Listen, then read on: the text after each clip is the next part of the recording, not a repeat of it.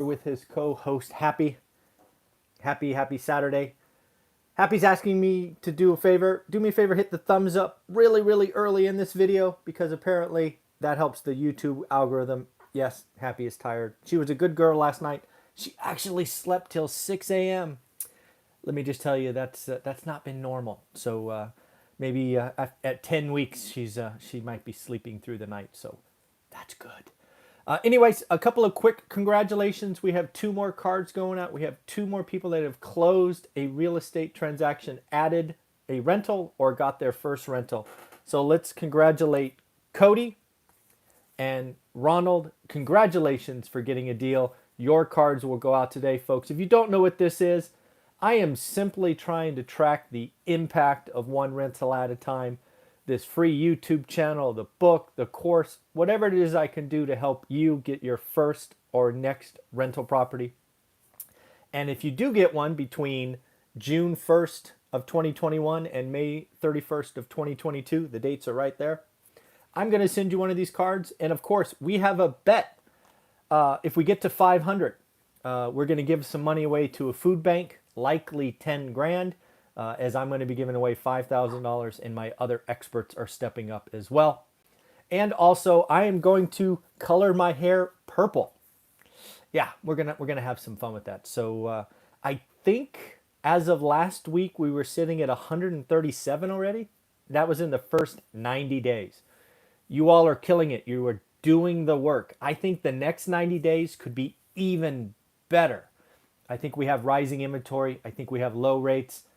I think we've been given a gift, frankly, with that weaker jobs number. We have more time to get good or great deals. So keep doing the work. Inventory is rising.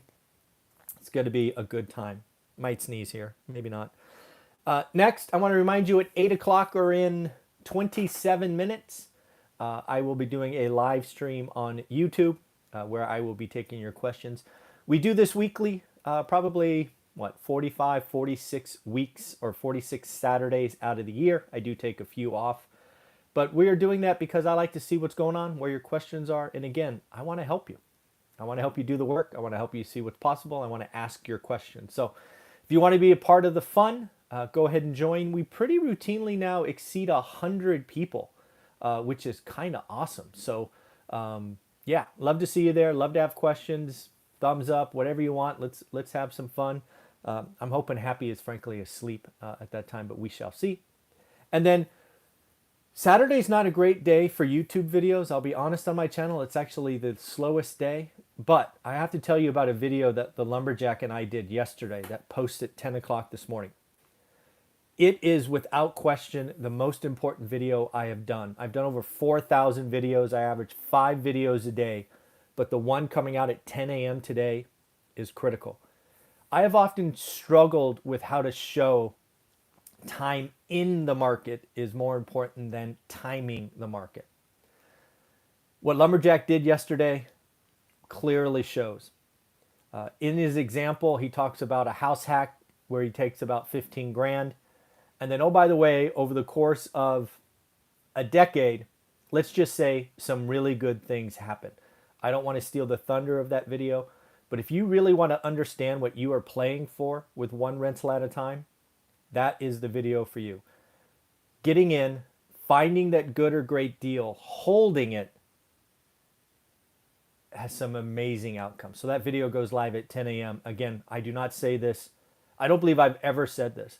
That video is the most important that I've created in the 3 years we've been doing this. It's even more important than that 50-year spreadsheet I gave you with all of that data. It is that important. So you might want to check it out. And if you want to help me get that video up, hit a thumbs up, leave comments. Let's get a lot of people seeing that video. Share it. That would actually be a great thing. Can you share it on your social media if you like it? If you believe it is also time. If you like the video, please share it. And let's get more and more people watching. We have this. People need to understand what they have in front of them. They can either do the work or they can think about it. It's just a great video. So in the end, so what do I got for you today? What do I want to start at? I'm going to start at the bottom of my notes instead of the top. Why not? Let's be different. So the first thing I've highlighted, or actually was the last thing I highlighted in my research this morning, is Stagflation is a real, it's a possibility. It's no longer an extreme, an outlier, that standard deviation. It frankly, stagflation might be the best possible outcome for the next decade or the next 8 years. I'm really starting to think about decades. I've used the 50-year history to make some predictions about 2029. And at this point, stagflation might be, God, the best outcome with what we have. We have a lot of things going on. And if you don't know what stagflation is, it is essentially weak growth and high inflation. Not a great thing, but with what we have in front of us, that might be like the best outcome we can hope for, because I see a lot of inflation building. Not everybody does, but yeah, we will get into more of that in a later section. In addition to that, I've been doing a lot of thinking about college degrees and student loan debt and all of that. Something I haven't done in a while, as my daughter is now 10 years post-graduation, is I actually just looked this morning. I Googled, I think it was Wikipedia. I mean, no, it's Investor. I don't know. I forget the site that I got this from. I'm sorry. But basically, I said, what are the top degrees, first-year incomes by degree, and what are the worst incomes by degree? I wanted to do this because this is public information. And if you were going to go to school for one of these degrees, wouldn't you want to know what the return is? I.e., I spend 4 years, I rack up all this debt. What can I expect? This is nothing more than a math equation, right? So, yeah, we'll start at the top. Anybody have a guess what the number one career is for starting income? I frankly would not have gotten this one right. While you think about what you think the top one is, I will highlight the top 10 were one of these three buckets. It was either engineering, something to do with engineering, something to do with computer science, or something to do with mathematics. The highest year one degree was petroleum engineering. Who knew? I certainly did not. Average year one salary is $87,989. All right, you want to know the lowest average starting salaries? First off, they are either in art or in education. The lowest are child education, studio arts, and social worker. All average about $42,000 starting income year one. The average college graduate in 2020 year one salary is $55,260. $55,260. Why is that important? Well, I think it was a week ago, I made a prediction about incomes in 2029, and they were 118 grand for a family of four, meaning two incomes. Think about it. In 2020, the average college graduate made 55. You times that by two, it's 110. We are within a whisper of 118. Why is that important? Because again, as we've learned from the 50-year spreadsheet, wages drive housing. That was a big takeaway from that spreadsheet. So again, college degrees are, you can look up, right, what your expected income is. And just so you know, 2020 was 2.5% higher than 19 and 8.5% higher than 18. So again, salaries are going up. There's been a lot of talk in the last 24 hours, as you might imagine. Okay, Happy, you can go down. About the bad jobs number. Again, the jobs creation number for the month of August was atrocious, 265 on an expectation of 720. I've already told you twice that that is actually great news for you and I. It means we have lower rates longer as inventory rises, as motivated seller rises. We can lock in more and more money. And again, watching that video with the lumberjack at 10 o'clock will show you just how important that could be. So the question is why, right? Is it Delta, right? Is it people being nervous? Is it employers canceling job openings? Maybe, but it doesn't seem like we still have 10 million openings, as you know, according to I forget the app that does that. Is it simply that the unemployed don't want to work? As we heard from Dion Talk, he has a friend who used to make 90 grand a year. He is comfortable. Actually, I don't know if he said it was a he. I should say they. I don't know if it's a he or a she. is comfortable staying home, collecting the goosed up unemployment. Well, that goes away today, actually. So we will see if that sparks more people going back to work next week. Are we simply on the brink of a recession? We have economic cycles. Could we already be heading towards the next recession? God, I certainly hope not, but maybe. Or lastly, is it the media once again doing what they do, scaring people because scary headlines get views and views get ads, and they are in the business of making money via ads? I'm going to put most of this on the media. There's probably some remnants of all of this, but again, the media is generally not helpful, right? You don't generally get positive news. You really get middle of the road stuff. You get extremes and scary headlines and scary quotes. I've stopped watching, local news or whatever you call it, because it's always bad. Next up, we have higher taxes, higher taxes, higher taxes. It is coming. It looks like we are getting some proposals to pay for the $3.5 trillion in more spending. I think this just goes to show how, I was going to say how stupid politicians are. I don't know if that's probably too harsh. How they've never run a business. That's what I'll say. So they don't understand how this works.